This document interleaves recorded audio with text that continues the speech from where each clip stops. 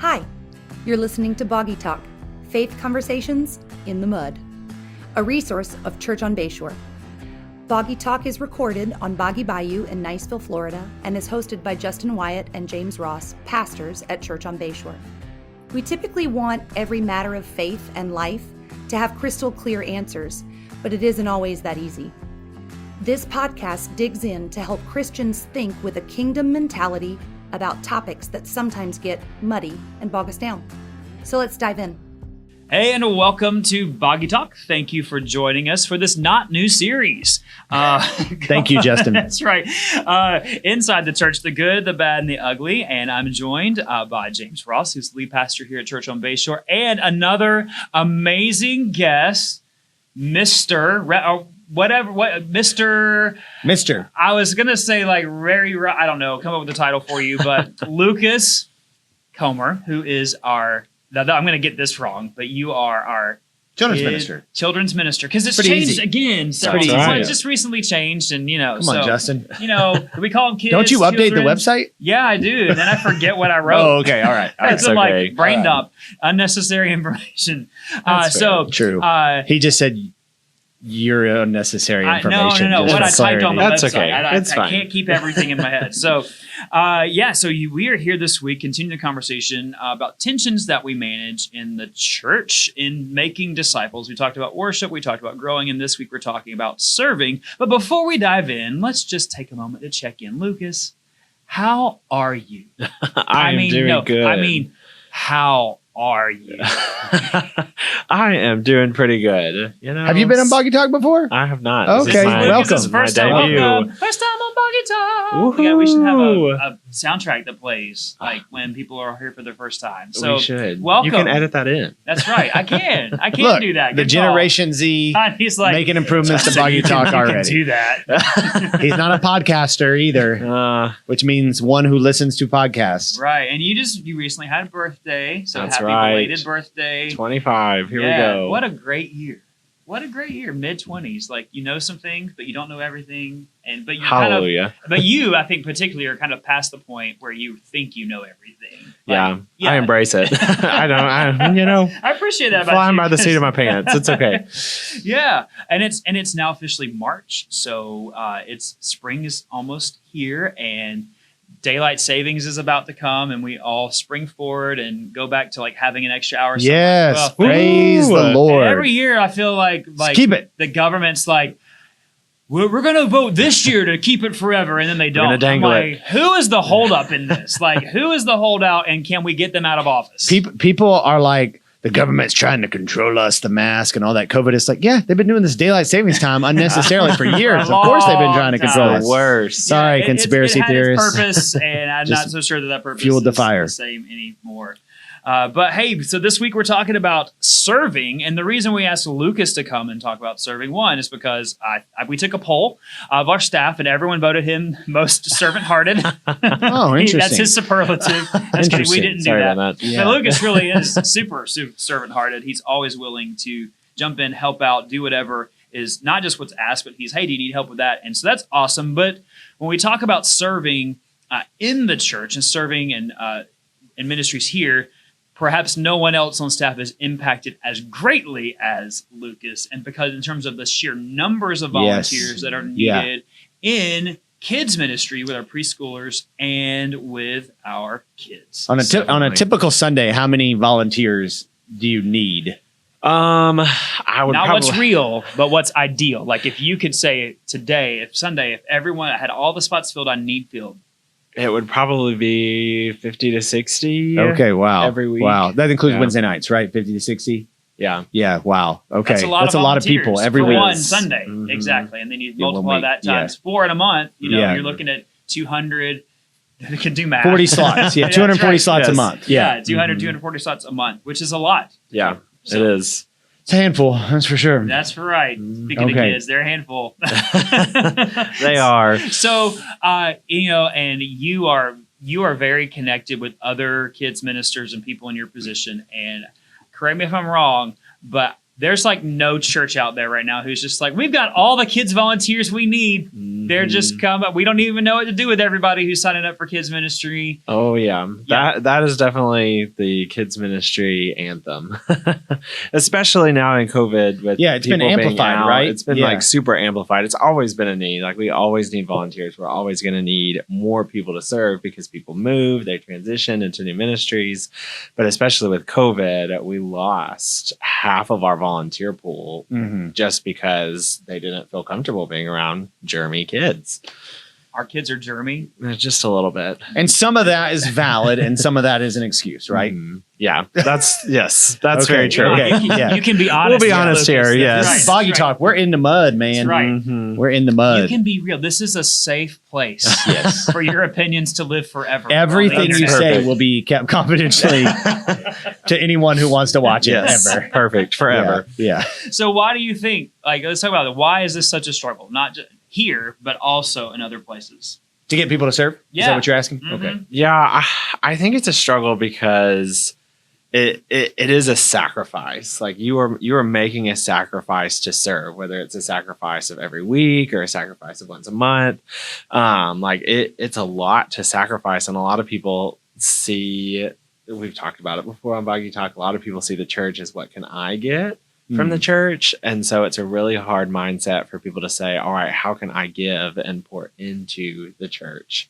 And so that's really hard. And then I think another like part of that is that kids ministry isn't always seen as one of the most impactful ways people can serve. They're not on a screen. They're not welcoming people with fresh clothes and smiles to the doors, and they're not like in adult ministry and all these different things. It's you're serving in kids ministry. And then some weeks that looks really awesome and the kids are learning and they're doing great. And then some weeks the kids are just, it's a full moon outside. And you're just like, what is happening? Is that real? I mean, I think it's real. It is. Full moon, it really is. The next day's going to be crazy. Yes. That one of the questions I will ask God one day, like what was with this full moon? I can't.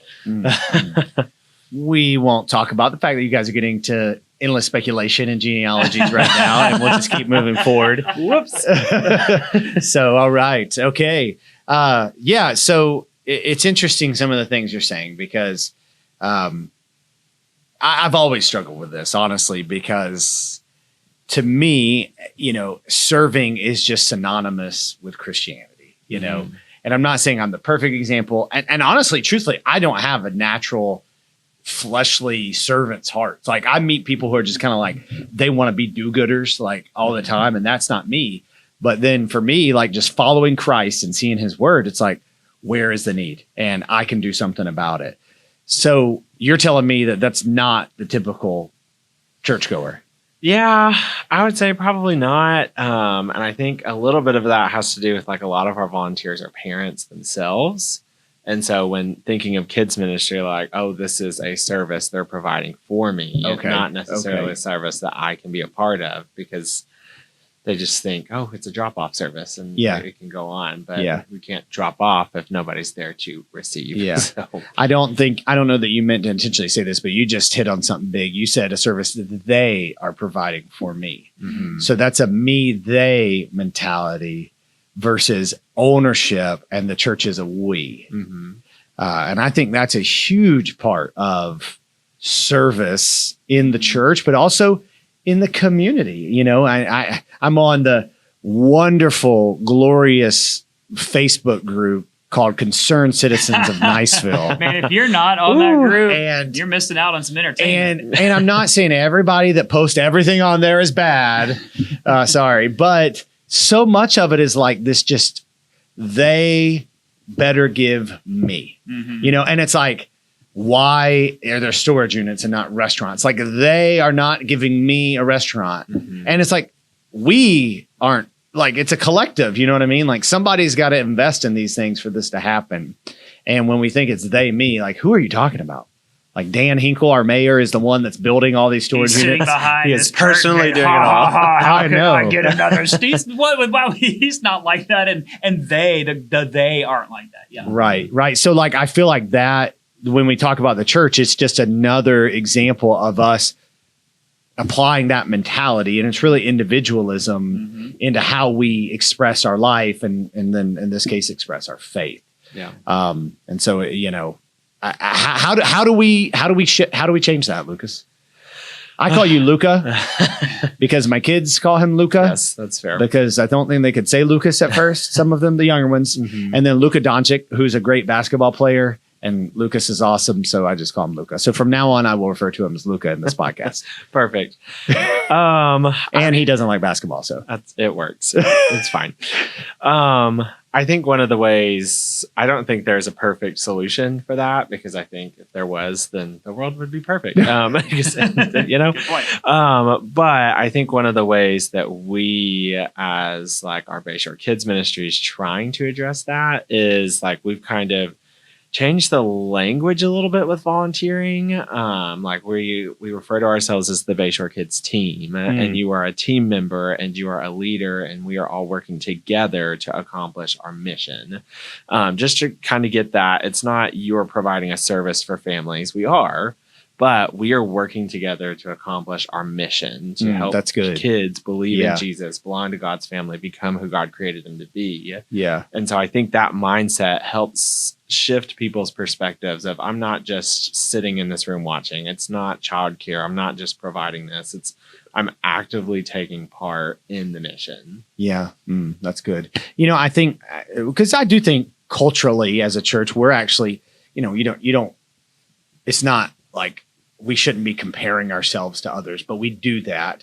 And you evaluate. And part of my role is I am involved in the health of some other churches. And I do think we're relatively healthy, but I do think a lot of this is it's taken time with some of our older members who've been here a long time, who are like, we love this church and we're going to do whatever it takes to see this church healthy and pour into the next generation. And then it's taken several years of us saying the same things over and over again to our younger families to get them to embrace that. But I think a huge part of this is church staff seeing themselves as partners with the congregation and not as an us-them mentality.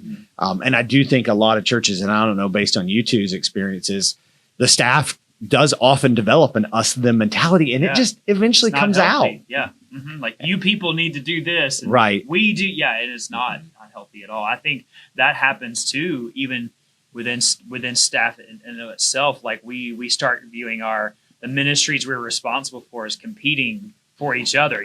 Kids. I mean, we've heard this. I mean, the people who are like, man, at our church, the kids department is at war with the student department, and they're at war with the worship department. Everybody's fighting over these people, and we need them, and we need the money. And it genuinely is not like that here. Like it is. Like we're trying to think of your needs and serve each other and help each other grow. And because we want that to be what the church is like, right. If we're one anothering each other and considering each other's needs more important than our own, as the Bible tells us, then this will be a natural thing that we do. The need in children's and student ministry has impacted kind of your planning, absolutely. right? Yeah. I think some people, coming back from COVID, they're like, when are we going to start doing this in worship? When are we going to start doing this? It's like people, especially with like wanting to have choir back. And I just said, look, we are not going to have a choir service until our needs and kids are met.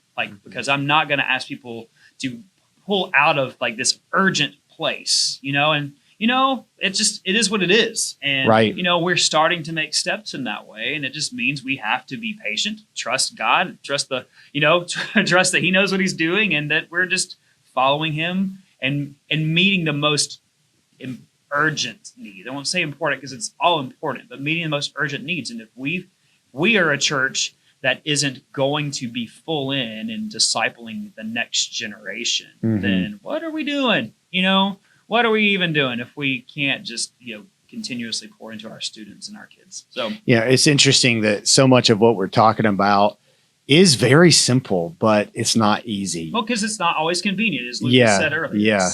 But I do think so much has to do with this mentality shift, this move from individualism to collectivism. And like a couple of weeks ago in a sermon, I talked about our expectation that parents serve once a month, and people don't like that. And it's like, so what you're saying then is other people should serve you more than one. Like, I don't even think people, because we're so individualistic and so consumeristic in our society, are aware of how they approach everything, right? Like, I think even a lot of people at restaurants, like, the server better serve me. Like we're the king walking into, it's like, dude, you're at McAllister's. Like you're not the royal, emperor, the sheik of, wherever. Like, and then all that being said, if we are powerful, what did Jesus do? The Son of Man did not come to serve.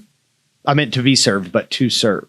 And it's like, so we never as a Christian get to this point where we say people should be serving me if we're following Jesus. And so I think so much of this is just, it's a deeply spiritual issue and it's an ongoing, constant battle.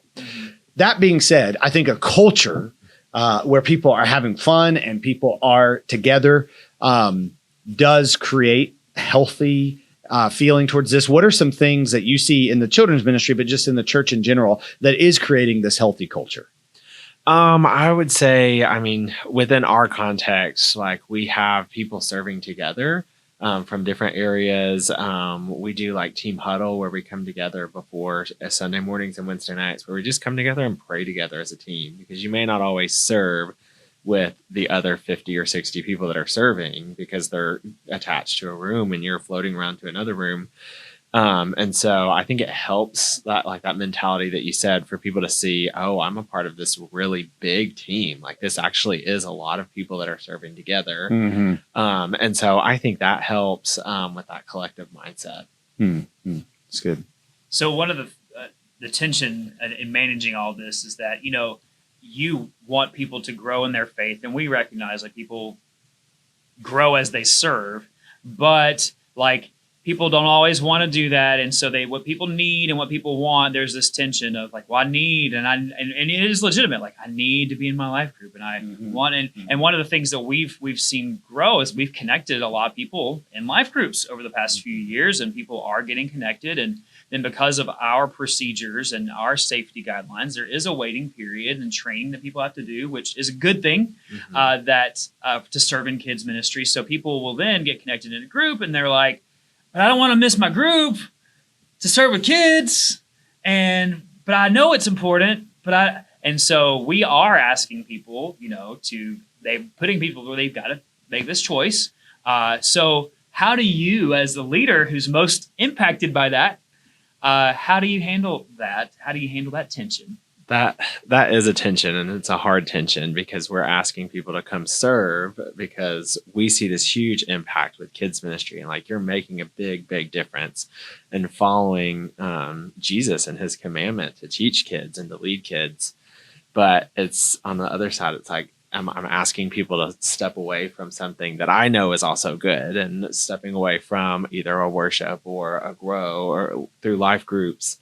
And so that's really hard. And it's something that we check in on our leaders, and we're always trying to encourage and equip our leaders to be vocal in that. Like, hey, I'm feeling like I've served a lot, or hey, like, have you been to life group recently? Have you been to worship recently? We need to make sure that we're checking out for each other. But it's also really hard because in a season of a lack of volunteers, other people are having to step up and miss 2 Sundays worth of life group or 3 Sundays worth of life group, which is burning them out. But it's like it's a seesaw, and it's really hard. At the same time, you can't have one adult in a room with 20 kids. Yes, you just can't do it. Right. Yes, yeah. Balancing safety and health and all these things. And on Sunday morning, what people don't realize is that you are in your team, you're having to make these like split-second decisions about attention. Like we've got this many kids here, but we don't have no volunteer. We need another classroom to open, but who's going to do that? And if I do that, you're basically,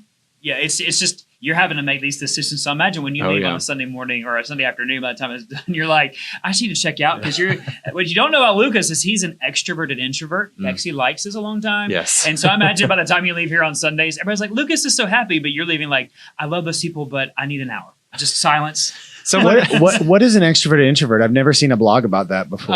If you line it up, if you write that word on top of the Enneagram and then draw a star. Okay. Yeah, and there's like a blog about that every single day. Absolutely. So anyway. Someone actually told me that they were like, Lucas, I just love that like on Sunday mornings, like you're just drenched in sweat and you're running everywhere. And like, you could just tell that you're like kind of like there's a lot going on, but like you're just smiling and you just smile at people. And I'm like, yes, that's because I'm running around everywhere because everything is. Yeah, that's wild. Yeah, that's wild. Yeah, that's funny. So I do my best. That's funny. But those Sunday afternoon naps are very important. That's yeah, absolutely. So I just back up.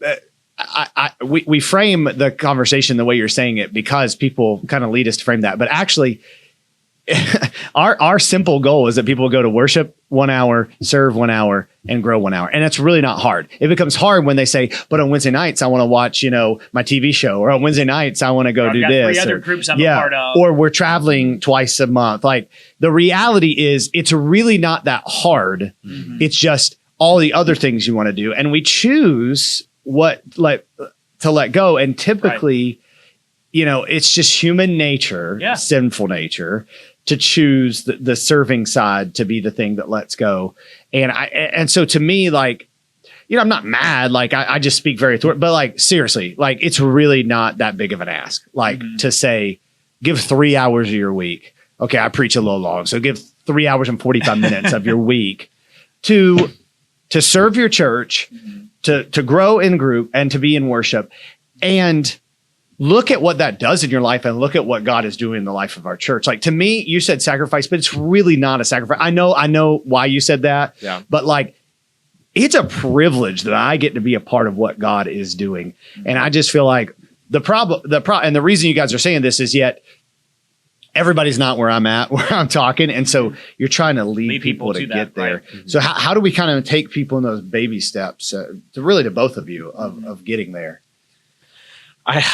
That's a good question. I mean, personally, like I have served on Sunday mornings and Wednesday nights in kids ministry, minus the occasional vacation once or twice a year. And when I was working summer camp ministry since I was in high school. Yeah. And so it's a priority thing. And what got you to do that originally? It was just I just saw a need and I started serving, and I had this community and I saw the impact that I was making on kids. And so the Enneagram didn't tell you should be in kids. That's correct. Your destiny. That's you correct. Just started meeting a need. Mm-hmm. Yep. Okay. Just started meeting a need. And I think the more that I was there, the more important I saw it was, the more that I saw that our kids were actually learning and they were actually growing, and that like I wasn't doing that. I was just giving them the tools, but I was having a front row seat to see what God was doing in their lives and to watch God building them and growing their faith so that they could have a relationship with Jesus. Yeah. And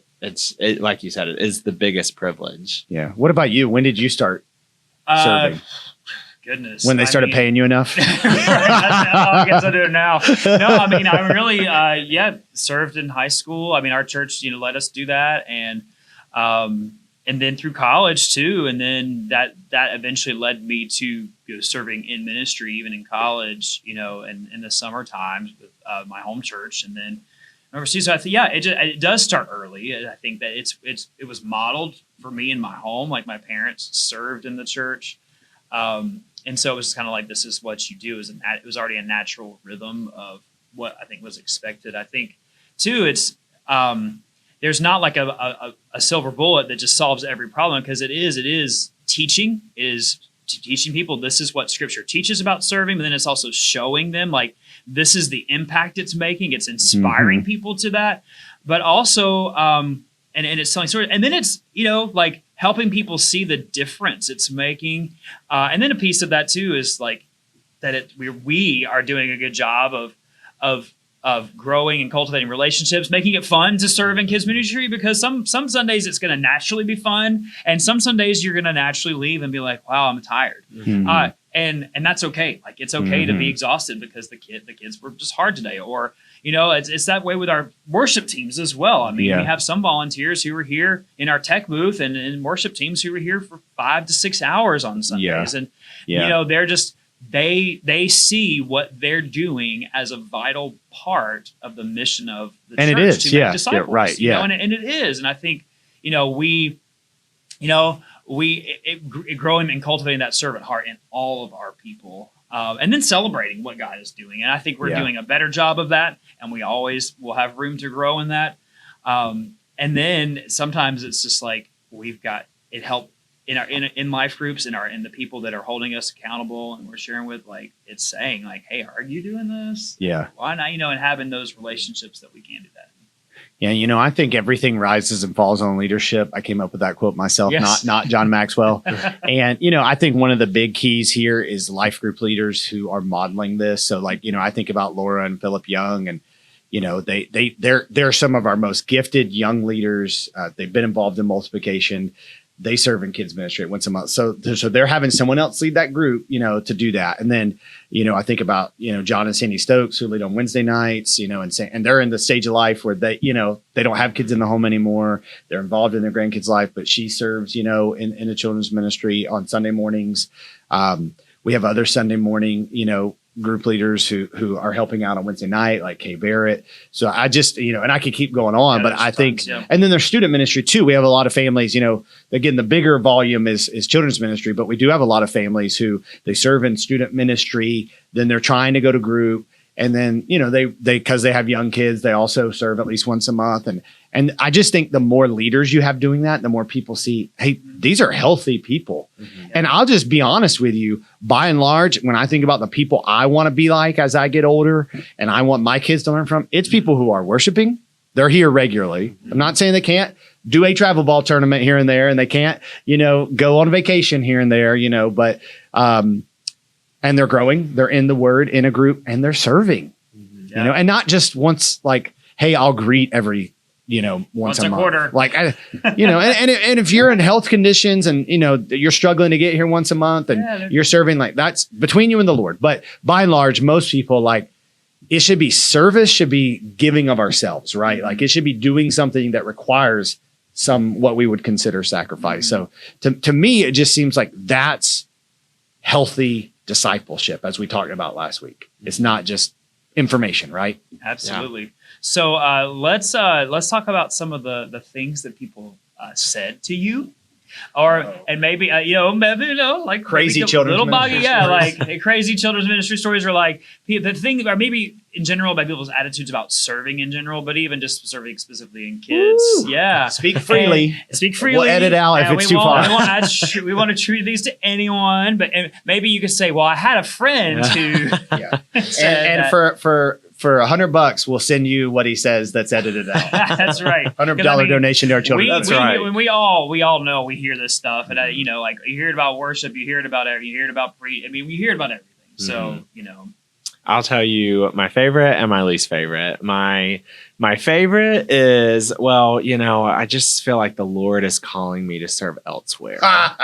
And I've been hit with that a few times. I'm like, okay, where? I don't know yet. I'm kind of like Abraham. It's to a place He's going to show me. That's right. That's probably my favorite. Well, remember, you're about to go to battle, and you're gonna give a tenth, and then all this stuff. Yeah. Okay. But my least favorite is probably like, I just feel like that's not really doing much. Like, it's just childcare.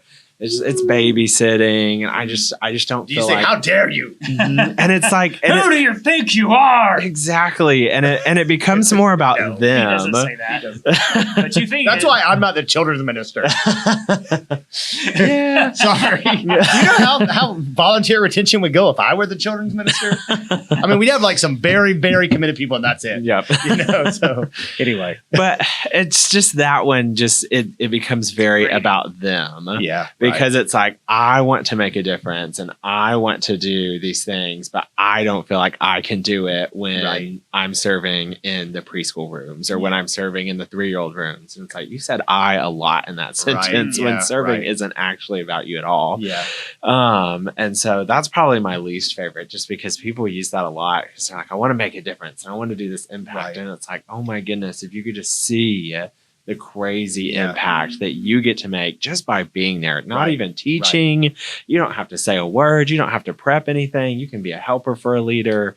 And just you being there, your presence is just so impactful. Like we've termed like our leaders in our rooms our teachers and our people that are there every week. So not just the teachers, because we want people to know that even if they're just there every week to help, like you are a big deal at being an example for the kids. Yeah, I think that's a huge piece of this for, especially for our older kids, like elementary age, not just in older preschoolers. It's like, what a gift it is for them to see different men and women in there leading them, learning from them. And I think about the people who, when I was growing up in church, who served in those roles, like they were incredible role models. Now, it was a little jarring when I got like to college and started working at that church, like how some of them actually acted. Oh yeah. But you know, that's a different story. But it better be a different story. But you know, but it's like, but it really was like, wow, these are these people were, they would be at school events, or they would, you know, with their kids, and they were telling me good job, or they were, it was just,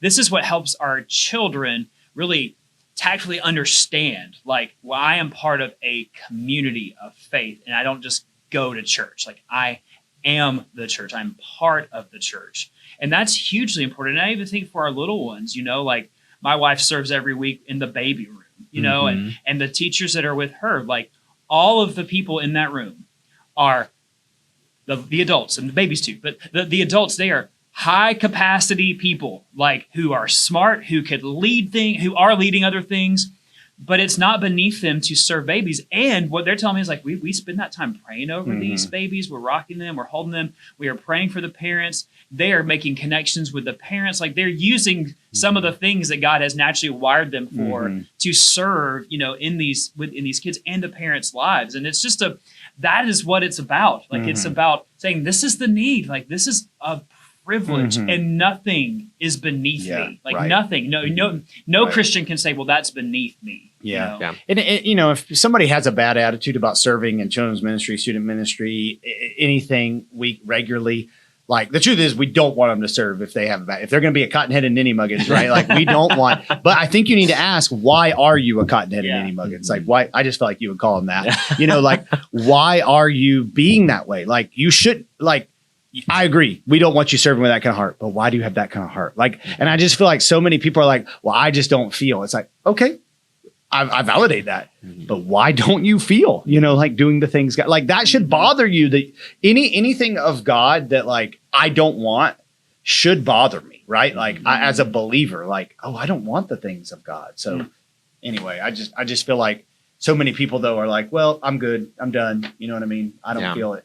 And I feel like that modeling component that you mentioned is super important and gets overlooked, because it's like I never had a male teach me, like when I was growing up, until I was like a junior and senior in high school. Like my only male teaching me was my pastor. Wow. And so like for me, like one of the reasons that I serve is so that the boys in my classrooms and the boys that I'm teaching in kids worship and then on Wednesday nights can see that like they can be an active role in ministry without feeling like they have to be the pastor. Yeah. Because that was like always on me. The pressure was like, oh, you're going to be a pastor. You're going to be a pastor. I like kids. I want to serve with kids. Like, that's what I want to do. And so like people seeing, like I had a few teachers that I saw every single week for my entire elementary, like when I was in elementary kids ministry for 5 years, that teacher was there every single week. And like that made an impact on me to see them, like they committed that much of their lives to church. They took vacations and left after church on Sunday and came back before the next Sunday. Like seeing that modeled was something that shaped my faith more than anything. And that's something that I try and help people see. It's like, it's not just about the teaching, like that's important. It's not just about what we are teaching. It's about our example, because that can make just as big of an impact, the kids seeing your faith. And so, yeah. That's good. Yeah, I think this is just huge. I remember I interned for a pretty large church down in South Florida. And, you know, I was excited. I was the only one from my college that got the internship. And, you know, I wanted to be a pastor. Big shot. And so they had a few other interns, and it was like this kid, he was a couple years, at that time, I think he was 17. He had just graduated high school, or 18. And he was like helping me worship there. And we were kind of paired together. And our first day, like, again, we both were kind of like, you know, we're going to be big deals. And the custodian was out sick. And so they were like, your first day, like, you're going to go clean our bathrooms, because we got things going on here Wednesday and tomorrow, and they have to be clean. And I remember thinking, like, that's my first day on this internship. I'm coming there, like, giving up actually seeing my fiance, Christy, you know, over the summer, giving up a job there to make less to intern because I could, you know, I was going to be a big deal, and him too. And then I just remember saying, you know what, for this church to function, this has got to happen. And so we're serving the Lord. And so we just like worship together and clean those bathrooms together. And, you know, there were other interns that didn't have that mentality too, of which who quit that summer because it was hard work. But like, you know, I'm a pastor now and he's a worship pastor at a pretty large church in Georgia. And like, it's just interesting to see, like, I think a lot of times the people you see leading in the church, whether that's staff positions or not staff positions, are people who just said yes to Jesus about whatever, that nothing was beneath them. Now, that's not always the case. Right. But like these people you want to be like, you know, it's like, man, they have a servant heart, you know? And so I think, and we can't lose that, right? We never arrive, right? Because again, Jesus, Son of God, was let the children come to me. I'm here to serve. I'll die on the cross for you. You know, it's like, I don't feel like serving children. You think Jesus really felt like being lashed with the cat of nine tails, you know, for you? Like, right. Yeah, exactly. So he did, but you know what I mean. Preach He it. did. He did. It didn't feel good. Oops, I just you hit just the bumped table. the table. Yeah. Everyone's ears just cringed. But okay, so as we wrap it up, Lucas, give us like your best pitch for why people should serve. Oh goodness. It really is like we have such a beautiful mission. And I love the way that our mission is worded. And like we really do exist to lead kids to believe in Jesus, to belong to God's family and become who God created them to be. And we do that through all of their ages and stages in kids ministry. And it's like, when you think about it, like kids ministry really does birth through elementary see some of the greatest changes and developments as kids are growing. And like, we get to be a part of that. Like we get to be a part of watching God shape them and form them.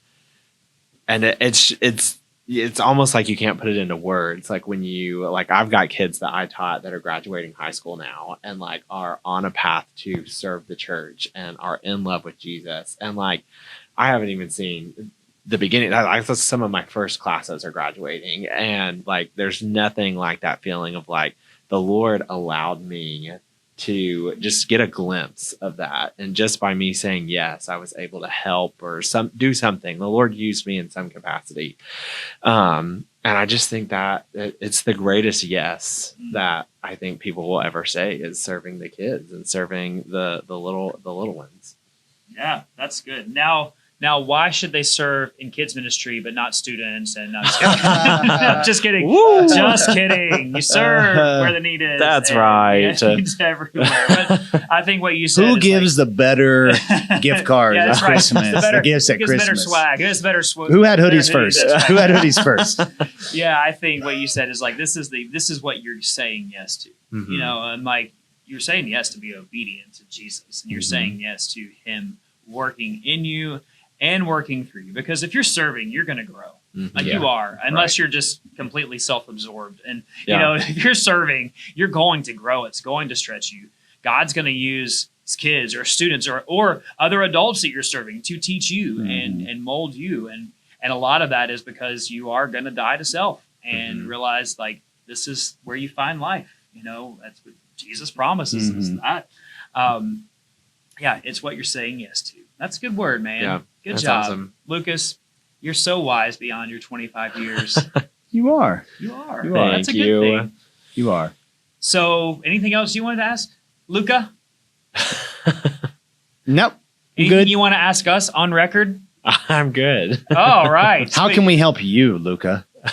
Volunteering in kids ministry. Woohoo. Okay. All right. All right. You heard it. So do it. There you go. If you are interested in serving and you're not yet, you can go to churchonbayshore.org and then you'll see the serve tab and there's a volunteer interest form. You can fill it out. And there's a 400 question spiritual gift inventory that personalizes so you can find your unique specific way that God has designed you to be glorified through serving Him. Oh, did I say you be glorified through serving Him? Oh, wait. Oops. Whoops, 'Cause that's what. No, never mind.